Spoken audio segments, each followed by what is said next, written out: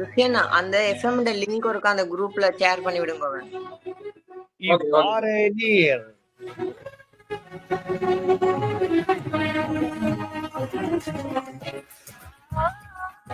மற்றும் இவ்வாறு நிகழ்ச்சியில் உங்களை அன்போடு சந்திப்பது AJ ஜெயச்சந்திரா. அப்படிங்களே, இவ்வாறு நிகழ்ச்சியில் இன்று யாழ்ப்பாணத்தில் இருந்து தற்பொழுது புதிய திரைப்படமான ஆழிக்கிளிஞ்சல் திரைப்படத்தினுடைய இயக்குனர் திரு வினோத் அவர்களும், அந்த திரைப்படத்தினுடைய தயாரிப்பாளர் மற்றும் பல திறமைகளை கொண்டிருக்கின்ற துஷி அவர்களும், அந்த திரைப்படத்தில் நடித்திருக்கின்ற நடிகை மிதுனா அவர்களும் கலந்து கொண்டு சிறப்பிக்க இருக்கின்றார்கள். ஆண்களே, அவர்கள் அனைவரையும் இப்பொழுது வானங்கள் எடுத்துக் கொள்கிறேன். வணக்கம் வினோத். வணக்கம். வணக்கம். வணக்கம் துஷி. வணக்கம். வணக்கம் மிதுனா. வணக்கம் அண்ணா. நலமாக இருக்கின்றோம். மற்றற்ற மகிழ்ச்சி. ஒரு 3 திறமையான ஒரு கலைஞர்களை நாங்கள் இன்று யாழ்ப்பாணத்தில் நினைத்திருக்கின்றோம். முதலில் உங்களுக்கு என்னுடைய நன்றிகளும் பாராட்டுகளும். ஏனென்றால் உங்களுடைய பலத்த வேலைப்பளுக்கள் இந்த திரைப்படம் இப்பொழுது வவுனியாவில் காண்பிக்கப்பட்டு இப்பொழுது பல இடங்களிலும் காண்பிக்கப்படுகின்ற சூழ்நிலையும் வேறு பல பணிகளிலும் ஈடுபட்டிருப்பதாக அறிகின்றோம். குறிப்பிடுங்களில், அதாவது இந்த திரைப்படத்துடைய தயாரிப்பாளர் துஷி, நான் கூட முந்தி ஆரம்பிக்கின்றேன்.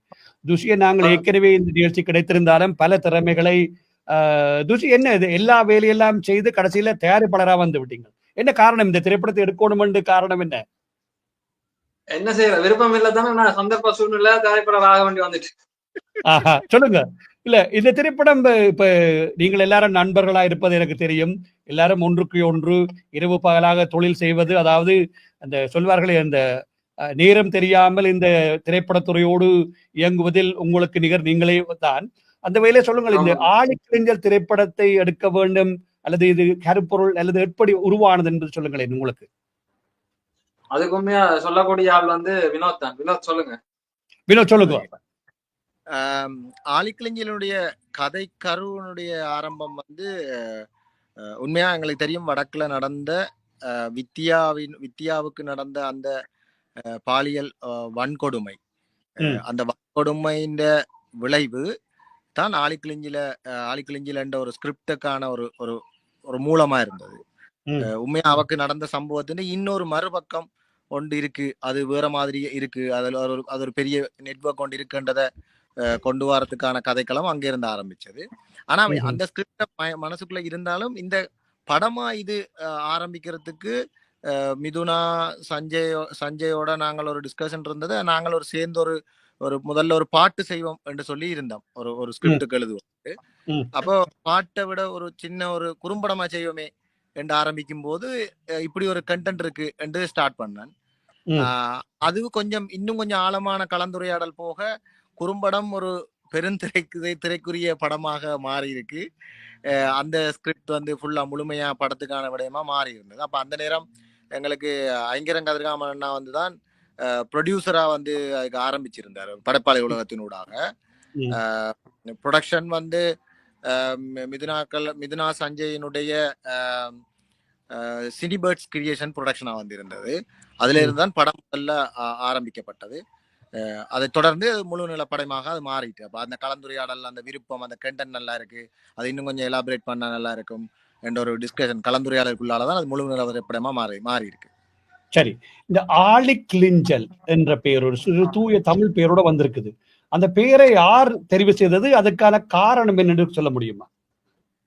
இப்ப இந்த பேர் வந்து உண்மையில எங்கள்கிட்ட வேற நிறைய பெயர்கள் இருந்தது.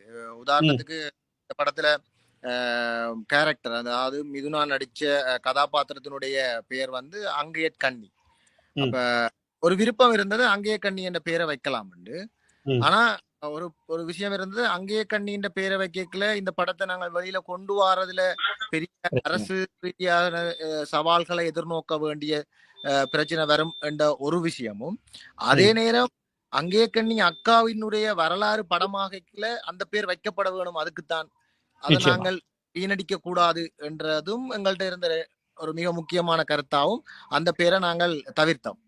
அப்ப அதுக்கு பிறகு ஆழிக்கிளிஞ்சில் என்ற பேர் வந்து ஐங்கரன் கதிர்காமன் அண்ணா தான் எங்களுக்கு அதை முன்மொழிஞ்சிருந்தார்.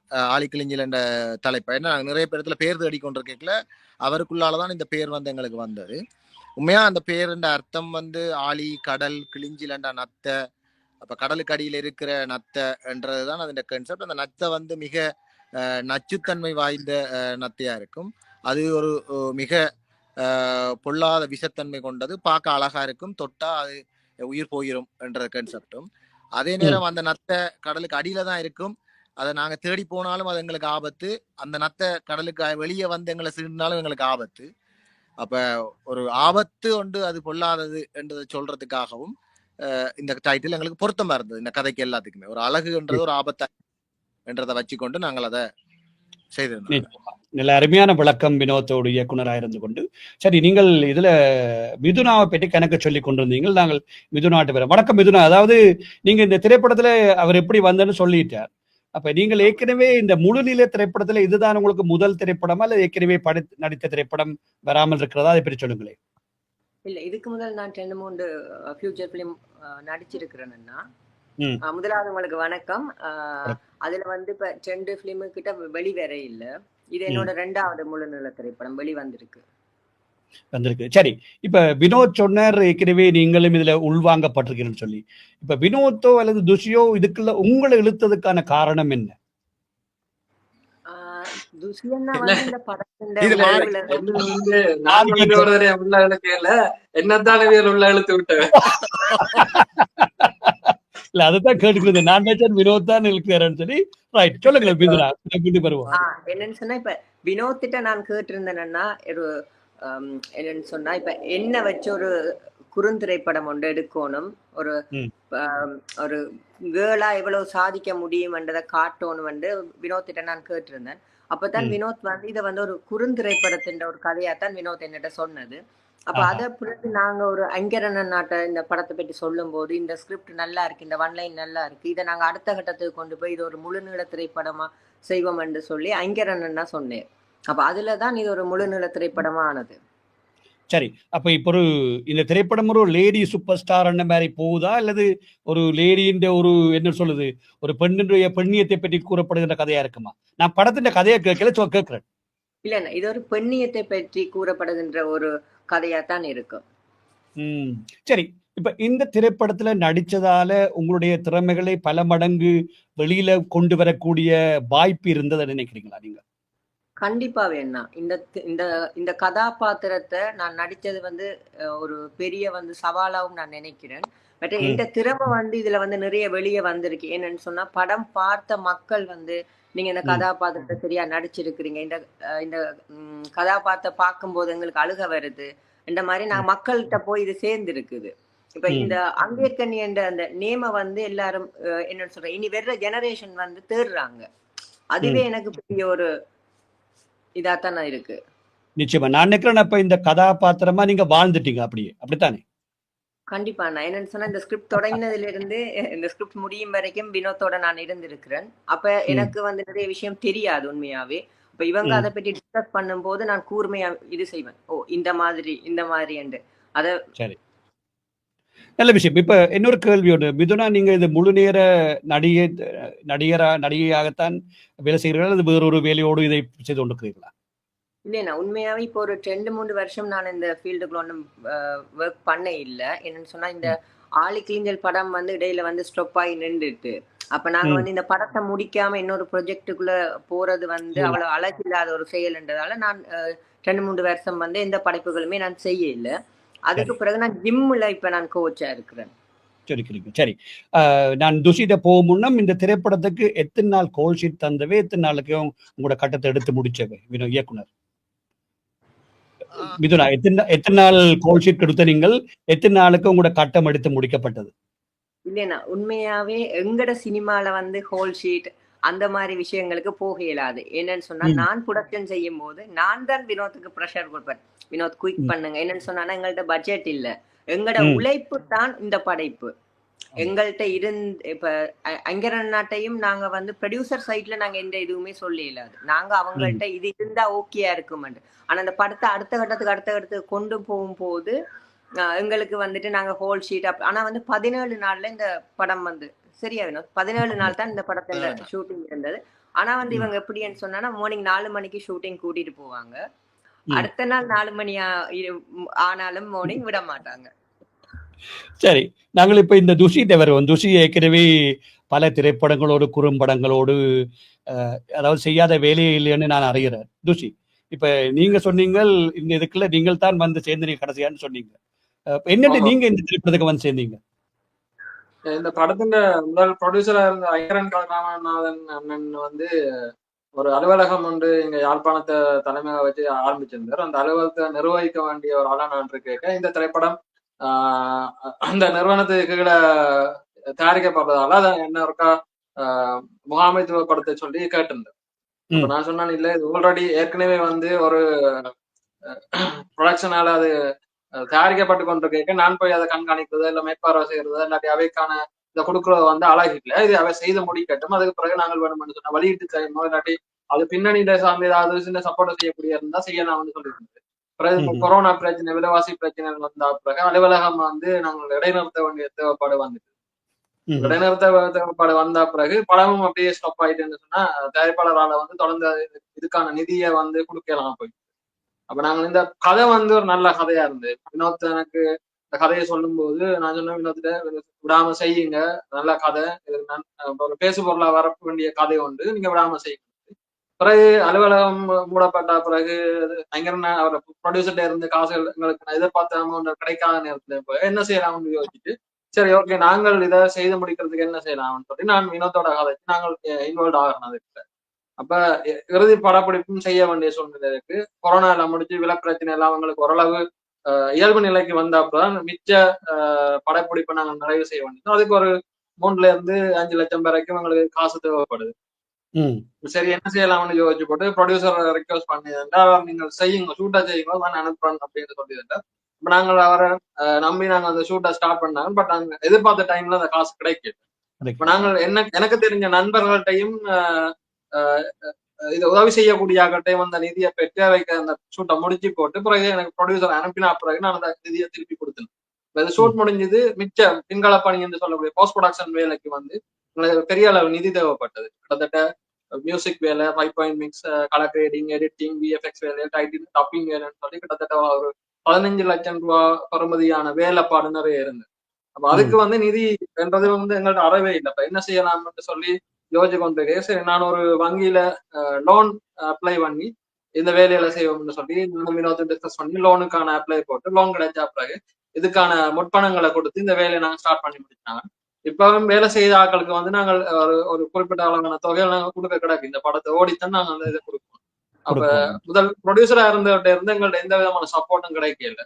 அப்ப பின்னுக்கு வந்து எந்த உழைப்பு நிறைய இருக்குது, வினோத்தின் உழைப்பு நிறைய இருக்குது, நடிச்ச மிதுனா சந்தியாக நிறைய உழைப்பு நிறைய இருக்கு.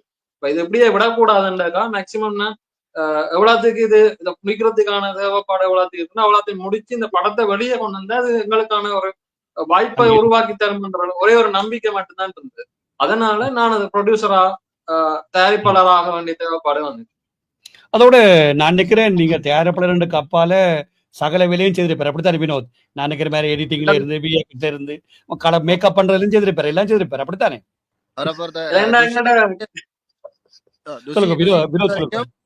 துஷியை பொறுத்த வரைக்கும் கடைசியா படம் முடிச்சுட்டு போயக்குல எடிட்டிங்ல தொடங்கி கலரிங், அப்புறம் டப்பிங் டெக்னிக்கல் இன்ஜினியரா துஷி தான் இருந்தது. பிறகு டிசிபி பண்றதுலயும் துஷி. கடைசி நிறைய பின்புலத்துக்குள்ள துஷின்ற வேலை வந்து நிறைய இருக்கு. பல்துறைகள்ல துஷி ஃபுல்லா ஒர்க் பண்ணது. இப்பயும் ப்ரொமோஷன் வேலைகள் அதெல்லாம் எல்லாமே துஷியோட சேர்ந்து வேலை ஓடிக்கொண்டுதான் இருக்கு. இன்னும் ஓயல. அருமை அருமை. அதாவது நாங்கள் வந்து இப்ப மெட்டாக்கள் கொடுத்து வேலை செய்யக்கூடாது இல்ல, மெட்டாக்கள் கொடுத்து செய்யறது எங்கள்ட்ட நிதி இல்ல. அதான் பிரச்சனை. உண்மை. அதாவது நீங்க யதார்த்தமா மூவருமே யதார்த்தமா பேசுகிறீர்கள். அதுதான் உண்மை. எங்களுடைய ஈழ சினிமாவினுடைய வளர்ச்சிக்கான பிரச்சனை தயாரிப்பு. அதாவது பணத்தை இடுவதற்கு எங்களை நம்பி ஒருவரும் தருவதற்கு தேரல் என்றால் என்ன, அந்த இந்திய சினிமாவினுடைய மோகம் இன்னும் இருக்கின்றது. நானதான் நடுவே குறிப்பிடுவது, இந்திய சினிமாவை பாருங்கள், ஈழ சினிமாவை பாருங்கள். அதாவது அது எத்தனையோ வருடம் வளர்ந்து விட்ட ஒரு சினிமா இண்டஸ்ட்ரி. இது நாங்கள் இந்த போருக்கு பின்னர் இப்பொழுதுதான் உங்களை போன்ற இளைஞர்கள் யுவதிகள் ஒரு காலத்துல யுவதிகள் படம் நடிக்கவோ இல்லை நடிக்கவோ கூப்பிட்டால் யாழ்ப்பாணம் சொல்வார்கள் இதை போயிடாத பிள்ளை என்று சொல்லி. இப்ப ஆனால் கன பெண்கள் வெளியில வருகிறார்கள். ஆகவே அப்படி ஒரு கட்டத்துக்கு நாங்கள் வந்திருக்கின்றோம். ஆனால் பல உங்களை போன்ற இளைஞர்கள் பலவிதமான துறைகளில் வந்து கொண்டிருக்கிறார்கள். ஆகவே நல்ல ஒரு கூட்டு முயற்சியை நான் இதை பார்க்கிறேன் இந்த திரைப்படத்தை. அதாவது நான் துஷியுடன் தொடர்பு கொண்டு எடுத்த பொழுது இந்த திரைப்படத்தை வெளியில கொண்டு வரணும் என்று நாங்கள் யோசிச்சோம். ஆகவே நல்ல முயற்சி. அதாவது உங்களுடைய முயற்சி வீண் போகாதென்ற ஒரு நம்பிக்கை எனக்கு இருக்கிறது. நானுக்கு நல்லா இருக்கும்னு நினைக்கிறேன். சரி, நான் மீண்டும் வினோத்திட்ட வாரேன். வினோத், இப்ப 17 நாளுக்குள்ள இந்த ஷூட்டிங்கை முடிக்கிறேன்டா. செலவும் பிரச்சனை, இடங்களுக்கு கஷ்டம். ஏற்கனவே மிதுனா சொன்ன மாதிரி காலம் என்று சொன்னீங்க, இரவு முடிக்க மட்டும் போகும்.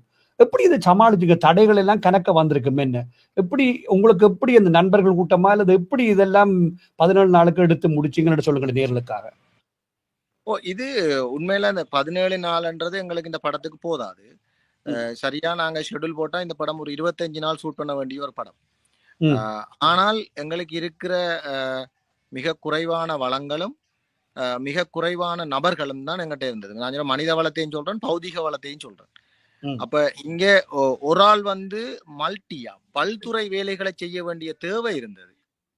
இயக்குனரா இருக்கிற நான் சில நேரம் நானும் ப்ரொடக்ஷனோட சேர்ந்து கடையில போய் ஒரு சாமான் பண்ண வேண்டிய வேலை எனக்கு இருந்தது.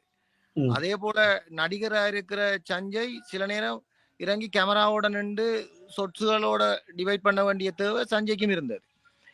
அதே போல கேமராமேனா இருக்கிறவர் அதில் ஆர்ட் டைரக்ஷன் சேர்க்கல, இந்த இடத்துல இது என்றதையும்.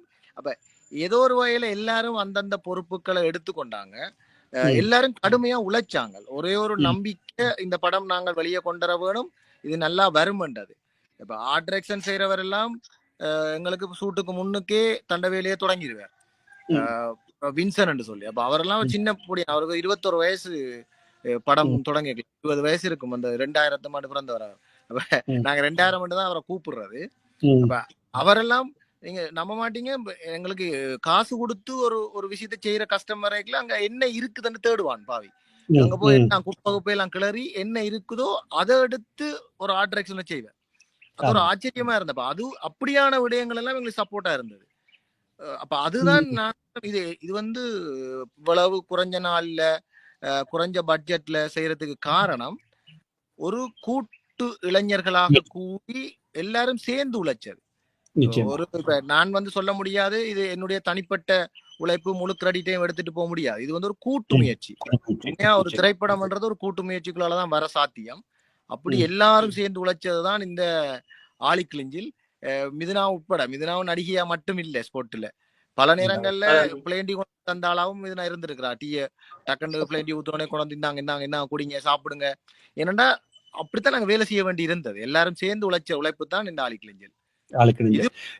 போஸ்ட் ப்ரொடக்ஷன்ல ப்ரொடக்ஷன்ல போஸ்ட் ப்ரொடக்ஷன்லயும் கிட்டத்தட்ட பெரிய உழைப்பு இருக்கு. அதாவது சொல்லுவாமே, இந்த இதுல ரங்கினால் அந்த அதுல ஈடுபட்டாங்களுக்கு தான் தெரியும். அந்த இரவுல நித்திரைக்கு போயிருந்தாலும் இரவுல முழிச்சு பார்த்தா அந்த படம் பின்பக்கம் பின்னுக்கு ரயின்ல ஓடிக்கொண்டே இருக்கும். ரீல் என்ன அடுத்தது என்ன எடுக்க போறோம், என்ன காலம் மூலம் என்ன செய்ய போறோம்னு சொல்லி. அது உங்களுக்கு மட்டுமில்ல, அந்தந்த இப்ப வானொலி நிகழ்ச்சியா இருக்கட்டும், நான் இன்றைக்கு எப்படி எடுக்க போறேன், ருசிக்கு ஒரு 5 மெசேஜ் போடுவேன் ரெடியா. அது எங்களுக்கு ஒரு வளமை, அது உண்மையான விடயம். சரி, இப்ப நீங்கள் வேற சந்திச்ச சவால் அண்டு வினோத், இந்த திரைப்படம் உண்மையா பொருளாதார பிரச்சனைகள் இருக்கும், இப்ப ஒரு திரைப்படத்திற்கு ஒரு சந்தோஷமான சவால்கள் இருக்கும் இந்த படத்தை எடுத்துக்கொண்டு கேட்க, அதண்டு என்னதை சொல்லுவீங்க? இந்த திரைப்படம் ஆலிக்கிளிஞ்சல் எடுக்க கேட்க எங்கெங்க எடுத்த நீங்கள் என்னென்ன சந்திப்புகள், அதை பற்றி நேர்களுக்கு பகிர்ந்து கொள்ள முடியுமாண்டால் சொல்லுங்க. முடியும். இப்ப சவால்ன்றது முதல்ல நாங்கள் இந்த திரைப்படத்தின் ஸ்கிரிப்டை முடிக்கலையே எங்களுக்கு இந்த ஸ்கிரிப்ட் நாங்க ஒழுங்கா கொண்டு போகணும், இந்த ஸ்கிரிப்டை கொண்டு போகணும்ன்றதுக்காக எங்களுக்கு சுதேசிகன் என்று சொல்லி ஒரு அண்ணாவோட ஐங்கர் அண்ணா ஃபர்ஸ்ட் கனெக்ட் பண்றாரு. அப்ப அவர் எப்படின்னா இந்த ஸ்கிரிப்ட் எழுதிக்கல அவர் கேள்வி கேட்பார். நாங்க ஒரு ஸ்கிரிப்ட் அவருக்கு சொல்ல, அவர் ஏற்கனவே திரைப்படங்கள் இந்தியாவில செய்தபடியால அவருக்கு நாங்க நரேட் பண்ணா அவர் கேள்வி கேட்பார், கேள்வி கேட்டுட்டு போயிடுவார். அப்ப அது குழப்பமா இருக்கு. அப்ப அவர் முதலாவதா சொன்ன வார்த்தை ஸ்கிரிப்டை வாச்சிட்டு, இந்த படத்துல வர அங்கேயே நீ ஒரு முட்டாள், அந்த இதுல இருக்க சிவியோட கேரக்டர் அது ஒரு ஆக மோசமான அடிமுட்டாள், அப்படியேடா விளங்கி கொள்ளுங்க, அது என்ன அர்த்தம் வேணும், இது எழுதின நீ அதை விட முட்டாள்ன்றதான். அதுவே முதலாவது. இப்ப எல்லாரும் நம்புவோம் தானே, நான் ஒன்று எழுதி கொண்டு போறேன், கொஞ்சமாவது மனசுக்கு நல்லா இருக்கு, இன்னும் கொஞ்சம் வடிவா எழுதுங்க அப்படி சொல்லல. முதலாவே அவர் சொல்லிட்டாரு, ஒரு முட்டாள்தனமான ஸ்கிரிப்ட்னுட்டார். அப்ப அந்த சவால் தான் எங்களை இன்னும் கொஞ்சம் இருந்து இதை வேலை செய்ய வேணும், இதை நல்லா செய்ய வேணும் என்ற ஒரு மனநிலையை உருவாக்குனது. அப்ப அதுல பிறகு அவரே சொன்னார், இந்த கதையை கேட்டுட்டு ஐங்கர நான் ப்ரொடியூஸ் பண்ணாட்டி சொல்லுங்க, நான் ப்ரொடியூஸ் பண்றேன், இந்த கதை நல்லா இருக்கு. அந்த ஒரு 1.5 மாசத்துல அவர் சொன்ன அவற்ற வார்த்தை அதை மாத்தி இருந்தோம். அது முதலாவதா இருந்தது எங்களுக்கு. அதோட லொகேஷன் வந்து எங்களுக்கு ஒரு பெரிய பிரச்சனை இருந்தது என்னன்னா, நாங்க நீண்ட காலத்தை எடுக்கல, நாங்க பார்த்த லொகேஷன் வந்து திருப்பி அங்க போய்க்கல எல்லாம் மாறி இருக்கும். அப்ப திருப்பி வேலை செய்ய வேண்டி வந்தது. அதே நேரம் மழை காலங்கள்ல தான் நாங்க ஷூட்டை தொடங்கி இருந்தோம். படம் வந்து முதல் ஷெடியூல் ஃபுல்லா மழை, சரியான மழை காலம். மலைக்குள்ளதான் நாங்க டிராவல் பண்ணணும். காட்டுக்குள்ள எல்லாம் ஒரு ஷூட்டுக்கு போயிட்டோம். மழை இருட்டனோடனே அங்க லைட்டிங் எங்களுக்கு குறைய தொடங்கிட்டு. அப்ப லைட்டிங் குறையுது, வேகமா ஷூட்டை முடிக்கணும். அங்க நிக்க இயலாது, ஜான பிரச்சனை இருந்தது. பின்னுக்கு ஜான வரலாம், 5-6 மணிக்கு அப்புறம் ஜான வரும்.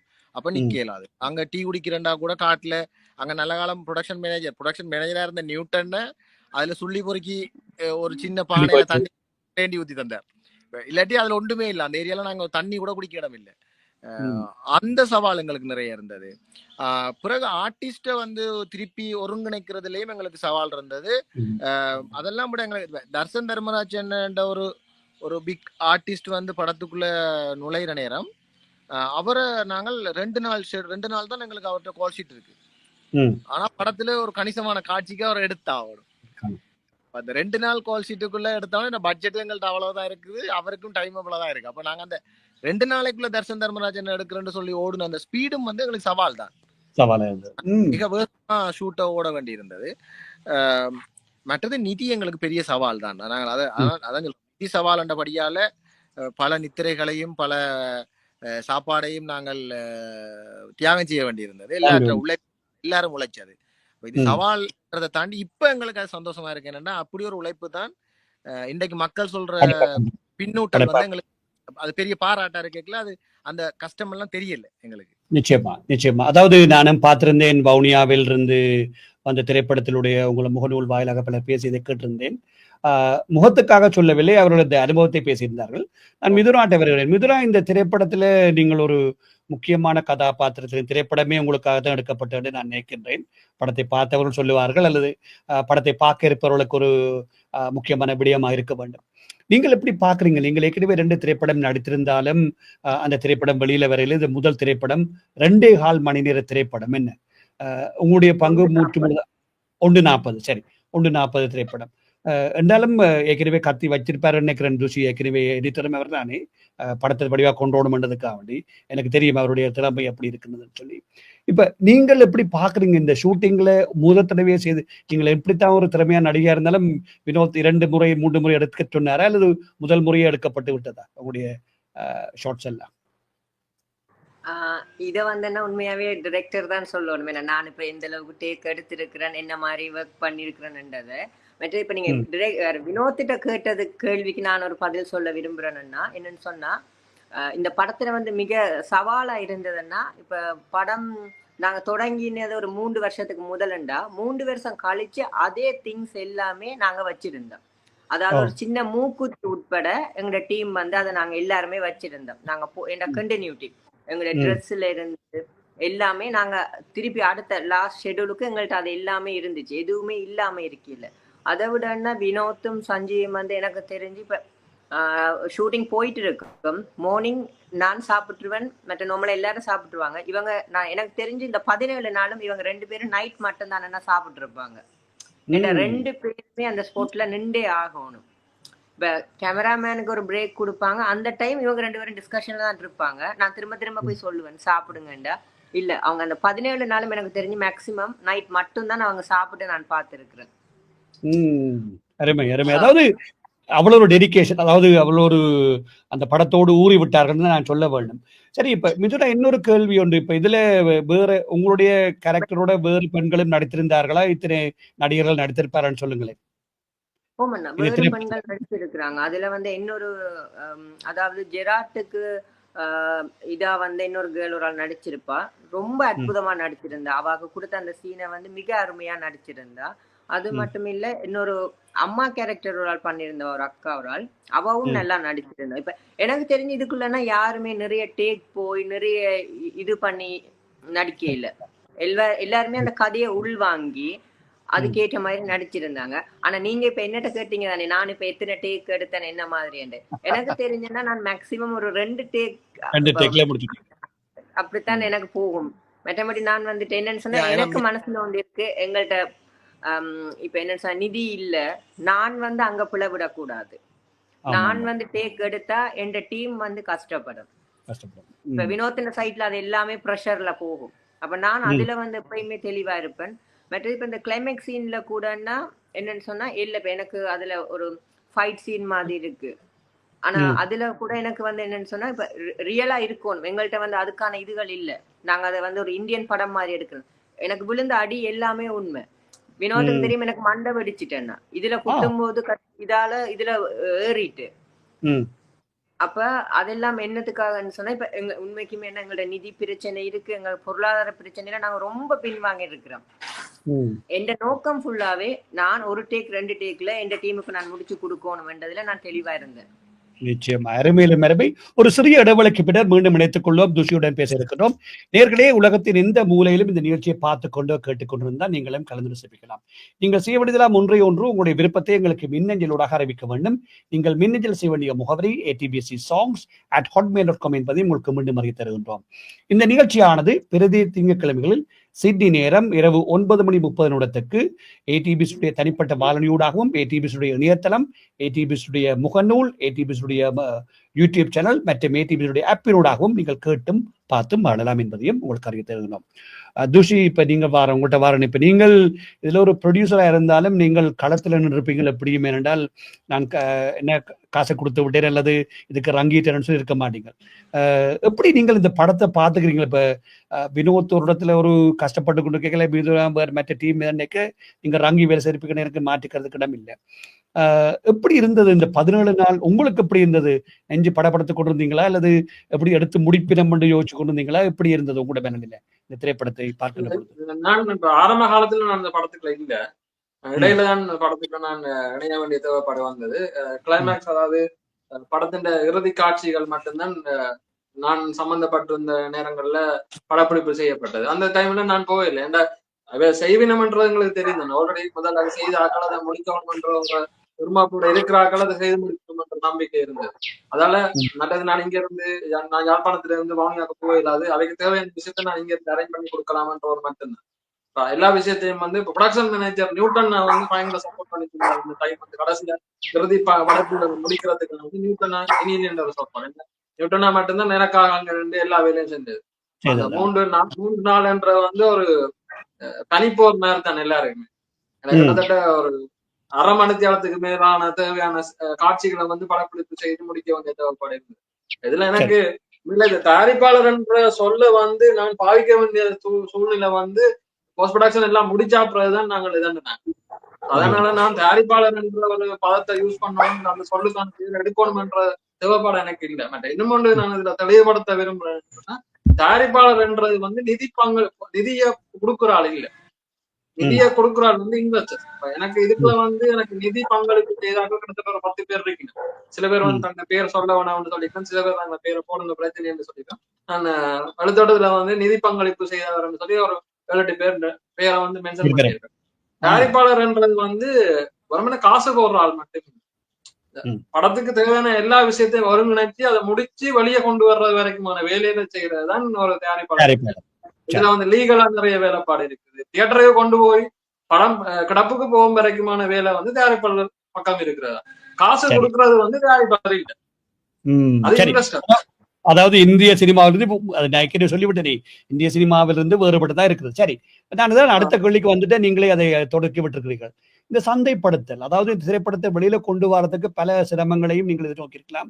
இப்ப ஒரு தியேட்டர்ல போய் கேட்டா சொல்லுவேன், நாங்க 2 நாள் தான் தருவோம் தம்பி, அல்ல 2 ஷோவுக்கு தான் தருவோம், அல்லது ஒரு ஷோவுக்கு தான் தருவோம். என்றால் உங்களுக்கு உங்களோட படத்துக்கு ஆக்கள் வர மாட்டினோம், நீங்கள் கூவி கூவி தான் டிக்கெட் விற்கணும். கன பிரச்சனை எனக்கும் தெரியும். நாங்கள் இந்த லெனின் திரைப்படத்தை நாங்கள் இங்கு 1999 கண்ணன் ரிங்கன திரைப்படத்தை நான் 15 வருடத்துக்கு முன்னமே 20 வருடத்துக்கு முன்னே சிட்டியில போட்ட அனுபவம் இருக்கின்றபடியால் எனக்கு தெரியும் அந்த பிரச்சனை.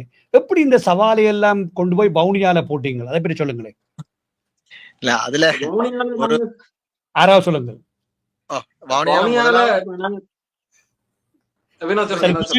சொல்லுங்க வினோத்.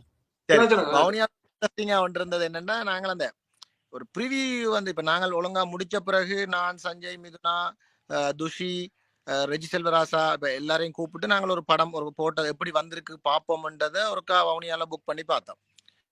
அப்ப அதுல தியேட்டர்ல வேலை செய்த வவுனியால குமார் என்று சொல்ற ஒரு ஆள் வந்து அந்த ஆபரேட்டர். அப்ப அவர் படத்தை போட்டோன்னு சரி வந்து சும்மா இருந்தார் படம் பார்க்க போறேன்னு.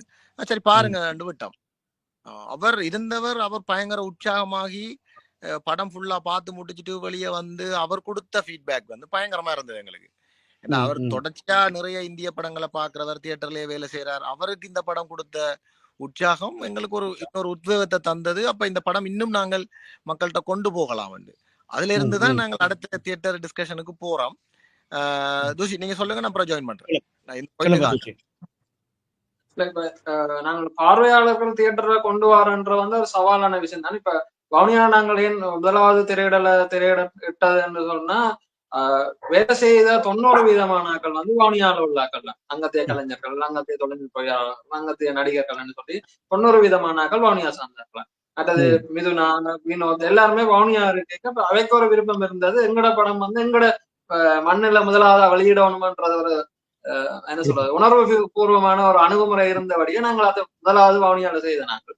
அடுத்தது இப்ப எங்களுக்கு முதலாவது ஷோவுக்கு வவுனியாவுக்கு வந்தாக்கள் அப்படின்னு சொன்னா, நாங்கள் ஒரு கல்யாணோட சாமந்திய வீட்டுக்கு வந்து படம் எடுத்துருக்கோம், பாருங்க நல்லா இருந்தா நல்லா இருக்குன்னு சொல்லுவோம், இல்லையா சவுட்டை பத்தி 2 போட்டு அனுப்புங்க, உங்களுக்கு சினிமா செய்யவே தெரியாது, போய் வேற வேலையை பாருங்கன்னு சொல்லித்தான் கூப்பிட்டேன் நாங்க.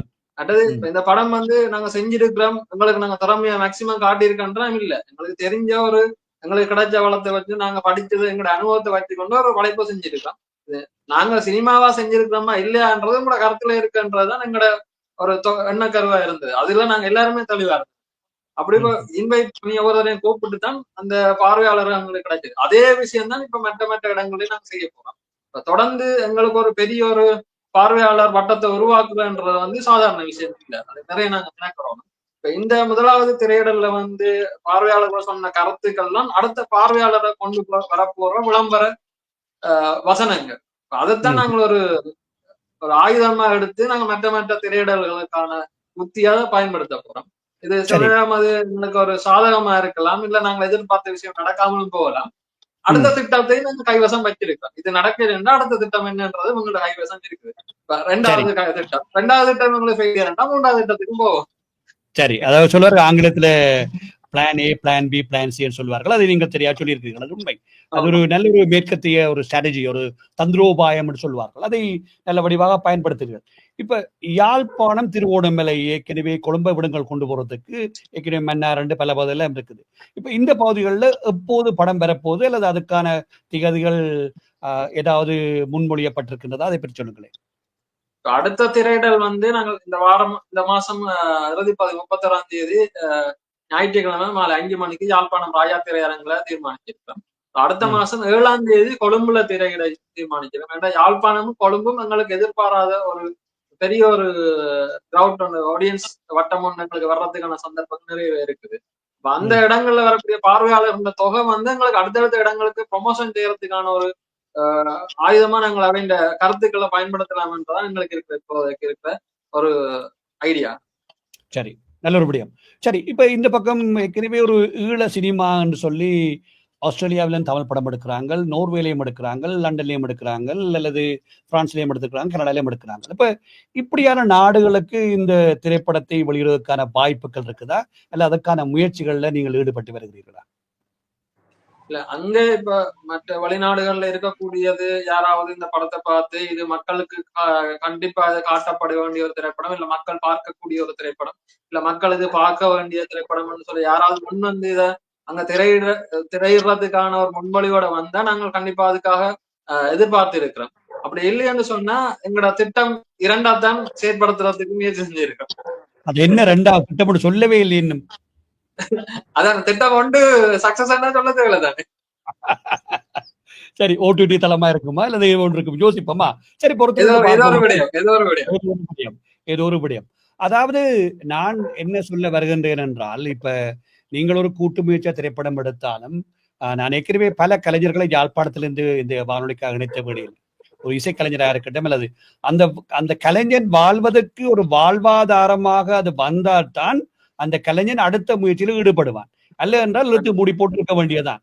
அது இசைக்கலைஞராக இருக்கட்டும், அல்லது வில்லுப்பாட்டா இருக்கட்டும், அல்லது நான் ஏற்கனவே பல நண்பர்கள் நட்பு வட்டங்கள் என்னோட இருக்கிறார்கள் முகநூல் வாயிலாக. அவர்களுக்கும் நான் எப்போது போய் ஒரு போடுற காமெண்ட் அல்லது பதிவு இதுதான். அதாவது அவர்களுக்கு ஒரு வாழ்வாரம் வந்தா தான் இன்னைக்கு நாளைக்கு இந்த துஷி இவ்வளவு போட்ட காசை எடுத்தா தான் துஷி அடுத்த படத்தை அல்லது வினோத் அல்லது மிதுனா அடுத்த படத்துக்கு போவினம். இல்லைன்றால் அது அப்படியே படுத்து விடும். அதுதான் நான் சொல்ல வருகின்றேன். ஆகவே அதுதான் உங்களுடைய நோக்கமாக இருக்குன்னு நான் நம்புகின்றேன். சரி, இப்ப நீங்கள் குறிப்பிட்டது போலவே கிடைச்சாலும் இப்ப அது ஒரு உண்மை. எப்படி மக்களுடைய ஆதரவு இப்ப நீங்கள் அந்த சொந்தக்காரர் அந்த ஃப்ரெண்ட்ஸை தவிர எப்படி இருக்கிறது மக்களுடைய விழிப்புணர்வு இந்த இள சினிமாவை பற்றி யாழ்ப்பாணத்திலோ வவுனியாவிலோ பார்க்க வேண்டும் என்ற ஒரு விழிப்புணர்வு அதிகரிக்கிறதா அல்லது அப்படியே தான் இருக்கிறதா? அதை நீங்க எப்படி பாக்குறீர்கள்? அது சொல்லல. சரி, வினோத் சொல்லுங்கள் உங்களுடைய பார்வை. ஓகே, என்னன்னா எங்கட கலாச்சாரம், தமிழர் கலாச்சாரம், ஈழத்துல தமிழர் கலாச்சாரம்ன்றது திரையில போய் படம் பாக்குறன்றது ஒரு கூடாத விஷயமா தான். படத்துக்கு தியேட்டர் போறதுன்றது என்ன, தியேட்டருக்கு போறதுன்னு சின்னன்லயே எனக்கெல்லாம் பேசியிருக்காங்க. ஒரு கலாச்சாரத்துக்குள்ளதான் நாங்கள் இருந்து வாரோம். அப்ப அதை உடைக்கிறதுன்றது சாதாரண விஷயமும் இல்லை. அப்ப நாங்கள் தியேட்டர்ல போய் படம் கலாச்சாரத்தை இப்பதான் எங்கட அடுத்தடுத்து வந்த சந்ததியினர் தான் கொஞ்சம் உள்ள படம் பாக்குற பழக்கத்துக்கு வந்திருக்கிறாங்க. ஓரளவு எல்லாரும் பாறாங்க. அப்ப இதான் இப்ப நடந்திருக்குது. ஆனா இப்ப இதுல அடுத்த பிரச்சனை என்னன்னா, அவங்க படம் பார்த்து ரசிக்கிற படங்களோட அளவு, அல்லது இப்ப முதல் ஒரு குறிப்பிட்ட காலம் எல்லாம் வெறும் தமிழ் சினிமா மட்டும் பார்த்தாக்கள் இந்திய சினிமா ஃபுல்லா பார்த்தாங்க. இப்ப உலக சினிமாவை பார்க்க தொடங்கிட்டாங்க. அப்ப அவங்களோட ரசம் மேம்பட்டு இருக்குது, அவங்களுக்கு விருப்பு வெறுப்பு மேம்பட்டு இருக்குது, கருத்தியலா அவங்க எந்த படத்தை விரும்பணும் விரும்பக்கூடாதுன்றதுல உறுதியா இருக்கிறாங்க. அப்படி பல விஷயங்கள் இப்ப சவால். இப்ப நாங்கள் எடுக்கிற அவர்களை திருப்திப்படுத்தக்கூடிய அல்லது அவங்க நினைக்கிறதோட போட்டி போடக்கூடிய சுவாரஸ்யமான படங்களை நோக்கி போக வேண்டிய தேவைக்கு வந்துட்டோம். அப்ப அதுதான் இப்ப எங்களுக்கு இருக்கிற சவால். அப்ப நாங்க எடுக்கிற படத்தை நாங்க சரியாகவும் எடுக்க வேண்டி இருக்குது. அதே நேரம் இந்த சவால்கள்ல இருந்து அவங்க பார்க்க வைக்கிறதுக்கு நாங்க நிறைய முயற்சி எடுக்க வேண்டி இருக்குது. ஒன்று, நாங்கள் எடுத்த படம், அதாவது அவங்க இலங்கை படம்ண்டா ஒன்று இப்படி இருக்கும் என்று சில பிம்பங்களை அவங்க உருவாக்கியே வச்சிருக்கிறாங்க. அதை உடைக்கிறது நீங்க ஒரு மலை மேல ஒரு ஜானையை கொண்டே நாங்கள் தள்ளி ஏத்துற மாதிரி தான் அது, அந்த பிம்பத்தை உடைக்கிறன்றது. அப்ப அது நாங்க 1000 சொன்னாலும் நல்லா இருக்கு, ஒருக்கா வந்து பாருங்கன்றாலும் எங்களுக்கு தெரியும் நீங்க எப்படி எடுப்பீங்கன்னு, உங்களோட படம் இப்படித்தான் இருக்கும் என்று அவங்க ஒரு பிம்பத்துக்குள்ள போயிட்டான், ப்ரீ ஜட்ஜ்மெண்ட்ல இருக்கிறாங்க. இப்ப அதை உடைக்கிறதுக்கான போராட்டம் தான் இப்ப எங்களுக்கு நிறையவே சவாலா இருக்குது. இப்ப கொண்டு நாங்கள் இந்த படத்தை ஊரா மக்களுக்கு கொண்டு போய் காட்டி இப்படி இருக்கு, இப்படி நல்ல கமெண்ட்ஸ் இருக்கு, இப்படி பாருங்க இந்த படத்தை, இதுல நீங்க நினைச்சதை விட எங்கட ஈழ சினிமா வந்து ஓரளவு இருக்குது, நாங்கள் அடுத்த ஸ்டெப் வந்துட்டோம்ன்றதை அவைகளுக்கு காட்டுறதன் ஊடாக, உறுதிப்படுத்துறதன் ஊடாகத்தான் நாங்கள் இனி ஒரு பெரிய மார்க்கெட்டுக்கு கொண்டு வரலாம். அப்ப அதான் இப்ப போராட்டம். அப்ப நான் வந்து எங்கட படத்தை சொல்றதுக்கா மக்கள் பார்த்தாக்கள் என்ன சொல்லினோம் என்றதை வச்சுதான் இப்ப நாங்க அதை உடைச்சு கொண்டு வரோம் மெல்ல மெல்ல. இது ஒரு போராட்டம் தான். இது நீங்க எல்லாரும் இதை மார்க்கெட்டிங்கா பார்த்தா நாங்க சொல்லுவோம் ஈழ சினிமாக்கான போராட்டமாவே நாங்கள் போராட்ட வடிவம், இது ஒரு சினிமாக்கான போராட்ட வடிவத்தை நாங்கள் கையாளுறோம். இந்த வடிவம் அப்படித்தான் இருக்கு. சரி, நான் மிதுனாட்ட ஒரு கேள்வி ஒன்று இருக்குது. மிதுனா, ஏற்கனவே நீங்கள் பார்த்திருப்பீங்க, நீங்கள் வவுனியாலையோ யாழ்ப்பாணத்திலேயோ இதுலையோ நான் ஏற்கனவே குறிப்பிட்டிருந்தேன், ஒரு 10 வருடத்துக்கு முன்னர் இந்த திரைப்படத்துக்கோ நடிப்புக்கோ வருவது வந்து பெண்கள் குறைவு. நடிக்க வந்தாலும் கூடி ஒரு அம்மா விட மாட்டா, இல்ல அப்பா விட மாட்டா, இல்ல அக்கா சொல்றா, அத்தான் சொல்றா, இருக்க போக வேண்டாம் அப்படின்னு. ஆனா இப்ப மாறுபட்டு வருகிறது. நீங்கள் எப்படி பாக்குறீங்கள் இந்த ஆழிக்கிழிஞ்சல் திரைப்படத்தினூடாக நீங்கள் வெளியில ஒரு தோற்றப்பாடை கொண்டிருக்கிறீர்கள், உடைச்சு கொண்டிருக்கிறீர்கள் நல்ல ஒரு கேரக்டர் ஊடாக. இப்ப இது எப்படி நீங்கள் இதை மார்க்கெட் பண்ண போறீங்கள்? வேற உங்களுடைய இளம் பெண்கள் அல்லது அது வடக்கு கிழக்கில் உள்ள பெண்களுக்கு என்ன செய்யலாம், என்ன செய்து கொண்டிருக்கிறீர்கள், என்ன செய்யலாம்னு நீங்க நினைக்கிறீங்க? என்னை பொறுத்த வரைக்கும் நான் பாக்குறேன், பெண்கள் என்றாலே ஒரு பெரிய ஆளுமை என்றதை நான் பாக்குறேன். ஏண்டா நான் வந்து நான் எப்படி இருக்கணும் என்றதை வச்சுதான் நான் மற்ற பெண்களும் அப்படி இருக்கணும் என்று நான் யோசிக்கிற ஒரு ஆள். கண்டிப்பா வந்தேன்னா இப்ப எங்கட சினிமாக்குள்ள ஈழ சினிமாக்குள்ள சாதிக்கிறதுக்கு நிறைய பெண்கள் வந்து தயாரா இருக்கிறாங்க. அவங்களோட வீடுகள்ல இருக்கிறவங்க அதை வந்துட்டு ஆதரிக்கணும் நான் இது சொல்றேன். என்னன்னு சொன்னா நிறைய திறமைகள் வந்து வீட்டுக்குள்ளேயே முடங்கப்பட்டு கொண்டு போகுது. அவங்களோட திறமை வெளியே வரணும்னா பெண்கள் வந்து வெளி உலகத்துக்கு தாங்க நிறைய சாதிச்சு காட்டணும்னு சொல்லி இருக்கிறாங்க. அவங்க எல்லாமே அவங்களோட திறமைகளை வெளிக்கொண்டு வரணும். நிச்சயமா. அருமை, அருமை. சரி, உங்கள் 3 பேரிடம் இருந்து ஒரு கேள்வி. அதாவது இப்ப நீங்கள் ஏற்கனவே குறிப்பிட்டிருந்தீங்கள், ஒரு பொருளாதாரம் ஒரு பிரச்சனை இருக்குது. உங்களோட கதை நல்ல ஒரு டீம் இருக்குது. வடக்கு வவுனியாவா இருக்கலாம், யாழ்ப்பாணம் இருக்கலாம். இப்ப இந்த திரைப்படம் இந்த நிகழ்ச்சியை பார்த்து கொண்டிருக்கிற ஒருவர், அது எந்த நாடாக இருக்கலாம். சரி, நான் இந்த திரைப்படத்தை இயக்க வருகின்றேன். நான் சொல்லுது தயாரிப்பாளர், அதாவது இன்வெஸ்டர், துஷீட பேர்ல சொல்றேன்டா, இன்வெஸ்டர். இந்த திரைப்படத்துக்கு நான் பணத்தை தருகின்றேன். உங்களிடம் கதை இருக்கின்றதான்னு ஒருவர் கேட்கிட்டார் என்றால், அதுக்கு உங்களிடம் இருக்க ஏதோ இதுக்கு பின்ன இந்த ஆளுக்கிழிஞ்சலுக்கு பிறகு என்றால் உங்களோட பதில் என்ன? நிறைய கதை இருக்கு, கதைகள் இருக்கு, ஏகப்பட்ட கதை இருக்குது. ஏற்கனவே வினோத் சொன்னம்மா, ஏக்கப்பட்ட கதையில என்ன சொன்னார் வினோத் சொன்ன பதம் என்ன எனக்கு பதில் வேறு இல்லை. அது ஆரம்பத்தில் பார்த்தவர் என்ன சொன்னார், இது முட்டாள்தனமான கவிதை இல்ல முட்டாள்தனமான கதையா இருக்கிறதா அல்லது ஒரு முழு நிகழமான கதையாக கருத்தோடு இருக்கின்றதா? இல்ல இருக்கு. இப்ப நான் இந்த இந்த இடைவெளிகள் நிறைய இருந்தது படத்தின முடிக்கிற இடைவெளிகள்ல. அதுக்கிடையில கிட்டத்தட்ட நான் ஏறத்தாழ ஒரு 4 முழு நிலப்படத்துக்கான கதைகளை தயார் செய்து வச்சிருக்கிறேன். முழு நிலப்படத்துக்கான கதைகள் என்னட்ட இருக்குது, கட்டங்களுக்கும் இருக்குது, வச்சு கொண்டிருக்கோம். ஏற்கனவே உங்களுக்கு தெரிந்திருக்கும், ஏற்கனவே இளவாலையை சேர்ந்த செல்வின் தாஸ் அவர்கள் ஒரு திரைப்படத்தை இங்கு கூத்தாடி ஒரு திரைப்படத்தை எடுத்திருக்கின்றார். வருகின்ற 27ஆம் தேதி சிட்னியில ஒரு பிரீமியர் ஷோ ஒன்று வரப்போகுது. ஏற்கனவே அவரும் உங்களை போன்று தானாகவே எடுத்து தானாகவே தயாரித்து தானாகவே நடித்து 12 கேரக்டர் நடிச்சிருக்கிறார். ஆகவே உங்களை போன்றவர் தான் அவர். அந்த படைப்புகள் இருக்கிறது, எல்லோருக்கும் அந்த வலிகள் தெரியும் நிச்சயமாக பார்க்கின்ற பொழுது. அதைத்தான் இந்த கேள்வியை கேட்டிருந்தேன். அந்த திரைப்படம் வருகின்றது. இப்படியான சொல்லுங்க. கதைகளும் இருக்குன்னா அத உழைப்புகளும் இருக்கு. ஆனா அதை எங்களுக்கு வெளிக்கொண்டு வரதுக்கு பணம் தான் ஒரு பிரச்சனையா இருக்கு. பணம் தான் ஒரு பிரச்சனை. சரி, நான் அதான் கேட்டு அந்த கேள்வியை கேட்டிருந்தேன். இந்த நிகழ்ச்சியை பார்த்து கொண்டிருக்கிறார்கள், யாரோ ஒருவருக்கு அந்த சிந்தனை வரலாம், அதைத்தான் கேட்டிருந்தேன். அப்ப இந்த திரைப்படத்தை இந்த நிகழ்ச்சியை பார்க்கிற ஒருவர் உங்களை தொடர்பு கொள்ளக்கூடிய வாய்ப்புகள் கூடி வரலாம். அதான் இந்த வானொலி செய்து கொண்டிருக்கிறது. இந்த ஆஸ்திரேலிய தமிழ் கொடுத்தாபனம் சமூக வானொலி. எவருக்கும் எந்த விதமான ஊதியமும் இல்லை. நாங்கள் சமூகத்தோடு பிணைந்து கலைஞர்களையும் வெளியிலே கொண்டு வருவது இந்த வானொலி. ஆஸ்திரேலியாவில் சிடி இருந்து போனாலும் கூட அதை கொண்டு வருகின்றோம். ஆகவே எந்த கவலையும் பெற வேண்டாம். யாரோ ஒருவர் ஒரு கதவை துறக்கலாம் இந்த நேரத்திலும். அதான் அந்த கேள்வியாக கேட்டிருந்தேன். பொறுத்திருந்து பார்ப்போம் எந்த வழியில் அந்த கதவு உங்களுக்கு திறக்கப்படுகின்றன்னு சொல்லி. சரி, பார்ப்போம். அருமை. பல விடயங்களை நாங்கள் பேசி இருக்கின்றோம். இந்த நிகழ்ச்சியை பார்த்து கொண்டிருக்கிறார்களுக்கு மிதுனா, நீங்க என்ன சொல்ல விரும்புறீங்க நிறைவாக? கண்டிப்பா என்னன்னு சொன்னா, இந்த இப்படி எங்களோட திறமையை வெளிக்கொண்டு வரத்திற்கு உங்களை போன்றவர்களோட ஆதரவு எங்களுக்கு கண்டிப்பாவே தேவை. கண்டிப்பா படத்தை வந்து திரையரங்குல பாருங்க. பார்த்து எங்களை மாதிரி கலைஞர்களுக்கு நீங்க நாங்க முன்னுக்கு வாரத்துக்கு நீங்க எங்களுக்கு உதவி செய்யுங்க. எங்களோட படத்தை வந்து சரி பிள்ளை எல்லாத்தையும் பார்த்துட்டு கண்டிப்பா அதுல இருக்கிற பிள்ளைகளை சொல்லுங்க. நாங்க அடுத்தடுத்த படைப்புகள்ல நாங்க அதை திருத்தி கொள்றதுக்கு தயாராக இருக்கிறோம்.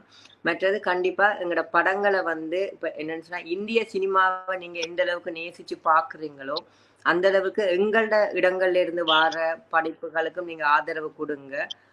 கண்டிப்பா படம் பாருங்க. ஆளுக்கிழங்க பார்த்துட்டு உங்களோட விமர்சனங்களை நீங்க எங்களுக்கு சொல்லுங்க. நிச்சயமாக. வினோத், உங்களுடைய பார்வை, அதை இந்த நிகழ்ச்சியை பார்த்து கொண்டிருக்கிறார்களுக்கு அல்ல கேட்டுக்கொண்டிருக்கிறார்களுக்கு நீங்கள் என்ன சொல்ல விரும்புகிறீர்கள்? மிதுனா அருமையா அதை தொட்டிருக்கிறா. எங்களோட படம் சார்ந்து நீங்க பாருங்க பேசுங்கன்றதும். எனக்கு இன்னொரு விஷயம் இருக்கிறது, நான் எங்கட படம் இல்லை, நீங்கள் எங்களுக்கு இந்த இலங்கையில உருவாகிற இலங்கை தமிழ் படங்களுக்கு நீங்கள் வியாபார நோக்குள்ள தயாரிப்பாளர்களா வாங்க என்றதான் என்னுடைய மிக முக்கியமான விஷயம். தயவு செய்து, நாங்கள் பாவப்பட்டிருக்கிறோம், ஐயோ பாவம், இவங்களுக்கு ஒரு படத்தை சேர்த்து காசு கொடுப்போம் என்று எங்களை மேலும் மேலும் ஒரு மிக நலிவுற்றவர்களாக யோசிக்காமல் எங்களோட திறமையை நீங்கள் எடுத்து வியாபார நோக்கு கூட இயங்கக்கூடிய தயாரிப்பாளர்களோட வருகை எங்களுக்கு தேவை. அதுதான் இங்க மிக முக்கியம். அது நேரம் இங்க ஈழத்தில் இருக்கிறார்களுக்கு நிறைய திரைசார் பயிற்சிகளை கொடுக்கறதுக்கான வாய்ப்பு உங்களுக்கு பார்க்குறாங்களா இருக்கா, அது இருக்குமெண்டா அதை செய்யுங்க. இலங்கை இந்திய கூட்டாக இணைஞ்சு சில பயிற்சிகளை இங்கே இருக்கிற ஆக்களுக்கு வழங்குங்க. ஏன்னா நாங்கள் நல்ல படைப்புகள் செய்யலாம். ஏனண்டா ஏன் அதை சொல்றேன்டா எங்கள்கிட்ட நிறைய கதைகள் கிடக்கு. எங்கள்கிட்ட சொல்றது நான் என்னட்ட இருக்கிறத சொல்லல. இங்க திருமணம் எல்லா பக்கமும் கதை தான். திருமணம் எல்லா பக்கமும் பல சம்பவங்களை நினைவுபடுத்துது. எங்கள்கிட்ட நிறைய கதைகள் கிடக்கு. நீங்க நல்ல பயிற்சியும் நல்ல வியாபார நோக்கம் உள்ள தயாரிப்பாளர்களும் வந்தா எங்கள்கிட்ட இருந்து நிறைய படைப்புகள் வெளியே வரும். அதுதான் வேண்டுகோளா இருக்குது. நிச்சயமா. ஏற்கனவே ஒரு நேர் குறிப்பிட்டிருக்கிறார், நீல் நிக்சன் விஜயகுமார், இதுக்கு ஏகப்பட்ட கதை இருக்குன்னு குறிப்பிட்டிருக்கிறார். பார்ப்போம். மறுபடி தூசி, உங்களுடைய பார்வை இந்த நிகழ்ச்சியை பார்த்து கொண்டிருக்கிறார்கள், கேட்டுக்கொண்டிருக்கிறார்களுக்கு ஒரு தயாரிப்பாளராக இல்ல ஒரு கலைஞனாக என்ன சொல்ல விரும்புகிறீர்கள்? கண்டிப்பா இதுல நாங்களும் மிதுனா ஒரு பக்கத்துல இருந்து சொல்லியிருக்கா, வினோத் ஒரு பக்கத்துல இருந்து சொல்லியிருக்கேன், நான் இன்னொரு பக்கத்துல வந்து நிறைய பேருக்கு வந்து திரையரங்குக்கு சென்று பார்க்க முடியாத சூழ்நிலை இருக்குது. ஏன்னா இப்ப இந்த காலம்ன்றது வந்து மிக வேகமாக ஓடிக்கொண்டிருக்கிற காலம். இது ஒரு நாள்ல 24 மணி நேரமே காணாம இருக்கிறது ஒரு வேலையை செய்து முடிக்கிறது. அப்படி இருக்க எங்களுக்கு திரையரங்கம் சென்று பாக்குறதுக்கோ இல்ல திரைப்படத்தை பாக்குறதுக்கோன சந்தர்ப்பங்கள் இல்லாம நேரத்துல வீட்டுல இருந்து பார்க்கணும் என்று விரும்புறாக்கள் வந்து எங்களை தொடர்பு கொண்டு நாங்கள் அதை வீட்டுல இருந்து பாக்குறதுக்கான ஒழுங்கமைப்பை செய்து கொடுப்போம். எங்களுக்கும் அது ஒரு இன்னொரு பக்கமாக நாங்க திரைப்படத்தை கொண்டு போய் சேர்க்கிறதுக்கான ஒரு சந்தர்ப்பம் அமையும். அப்படி வீட்டுல இருந்து பார்க்கணும் என்று விரும்புறாக்கள் வந்து எங்களை தொடர்பு கொண்டா அது எங்களுக்கு இன்னும் ஒரு பக்கத்தால நாங்கள் முன்னேறதுக்கான வாய்ப்பா அமையும். அப்படி இருக்கிறார்கள் வந்து எங்களை தொடர்பு கொள்ளும். நிச்சயமா நிச்சயமா. சொல்லுங்கள். சொல்லிட்டேன். இல்ல அது பி இல்ல, அது சி டீலான்றது இருக்கு. நல்லொருபடியும் அருமையாக இருந்தது. உங்களுடைய வேலை பழக்களை எல்லாம் ஒரு பக்கம் ஒதுக்கி வைத்துக் கொண்டு திரைப்படத்தோடு பயணித்துக் கொண்டிருந்தாலும் உங்களுடைய தனிப்பட்ட வேலை பழக்களை எல்லாம் ஒரு பக்கம் ஒதுக்கி வைத்துக் கொண்டு இந்த வானொலியோடு இணைந்து கொண்டு இந்த ஆழிக்கலிஞ்சர் திரைப்படம் பற்றியும் அதனுடைய நீங்கள் பட்ட அனுபவங்கள் பகிர்ந்தமைக்காக இந்த வானொலி சார்பாகவும் இந்த நிகழ்ச்சியுடைய தயாரிப்பாளர் என்ற வகையிலும் என்னுடைய நன்றிகளையும் வாழ்த்துக்களை தெரிவிப்பது மட்டுமில்லாமல் இந்த திரைப்படம் இலங்கை பூராக ஓட வேண்டும் மட்டுமில்லாமல் உலகம் பூராக ஓட வேண்டும், அதாவது இன்னும் பல பல விருதுகளையும் இந்த திரைப்படம் பெற வேண்டும் என்ற என்னுடைய நன்றிகளையும் வாழ்த்துக்களும் உங்கள் அனைவருக்கும் தெரிவித்துக் கொள்கின்றேன். நன்றி நன்றி. உங்களோட நேரத்தை ஒதுக்கி எங்களை இந்த நேர்காணலுக்காக நீங்களே முன் வந்து அழைச்சு தந்தது பெரிய சந்தோஷம் எங்களுக்கு. ஏன்டா சில நேரங்கள்ல நாங்கள் பலரை தேடி போய் எங்களோட இன்டர்வியூ எடுங்கன்னு சொல்ற காலம் எல்லாம் இருந்தது. இந்த நேரத்தை நீங்க எங்களுக்காக தந்து பல கேள்விகளை கேட்டு எங்களை பார்வையாளர்கள் மத்தியில கொண்டு சேர்த்தது பெரிய பணியை செய்து கொண்டிருக்கேன். உங்களுக்கு மனமார்ந்த நன்றி. நிச்சயமா. நன்றி மிதுனா, நன்றி வினோத், நன்றி தோஷி. எங்களை போன்ற கலைஞர்கள் இருக்கிறவங்களுக்கும் நன்றி அண்ணா. நிச்சயமாக. வினோத் ஏதாவது சொல்ல விரும்புகிறீங்களா? நல்ல சந்தர்ப்பம் எங்களுக்கு உங்களோட பேசுறது. உண்மையா அந்த வாய்ப்பு அளிச்சதுக்கு நன்றி, மிகப்பெரிய நன்றி. நன்றி, வணக்கம். இன்னும் ஒரு வேண்டுகோள், இன்னும் ஒரு சந்தர்ப்பத்தில் எங்களை ஏனைய கலைஞர்களை நீங்கள் இந்த நேர்காணலில் இணைஞ்சு கொள்ளணும் என்று நான் கேட்டுக்கொள். நிச்சயமாக நிச்சயமாக தோஷி, உங்களுடைய என்னுடைய நண்பர் இலக்கம் இருக்கின்றதானே, எப்பொழுது சொன்னீர்கள் என்றால் நீங்கள் எடுத்துக்கொள்ளலாம் தாராளமாக. கண்டிப்பா கண்டிப்பா. நன்றி, நன்றி வணக்கம். நன்றி நன்றி வணக்கம். நன்றி, வணக்கம்.